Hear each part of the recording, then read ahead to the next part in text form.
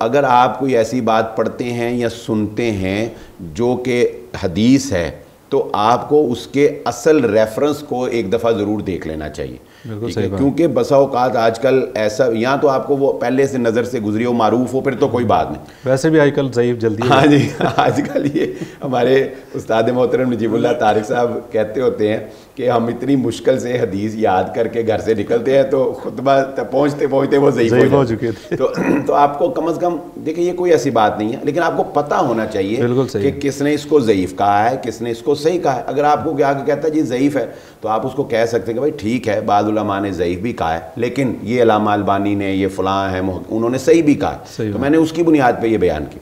तो कहने का मकसद ये है कि पुख्तगी से अब काम चलेगा। अब वो हल्की गुफ्तगू से या वो रवायती अंदाज़ जो पुराना था कि किस्से कहानियाँ सुना दी और कोई उधर का वाक़या, कोई उधर की वाक़या, कोई भी जो है वो बस सुना के तो वो बात ख़त्म कर दी, ऐसे नहीं बात करनी चाहिए। वाक़यात की अहमियत ज़रूर है, हकायतें आप बयान करें, हकायात बयान करें, लेकिन वो भी ऐसी हो कि जो कोई मिलती जुलती बात समझ आने वाली हो।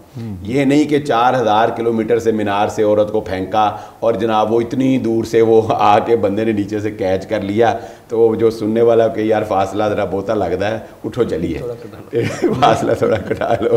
तो नहीं, ये बात वैसे भी आजकल के दौर में मानी जा रही 3D का दौर है।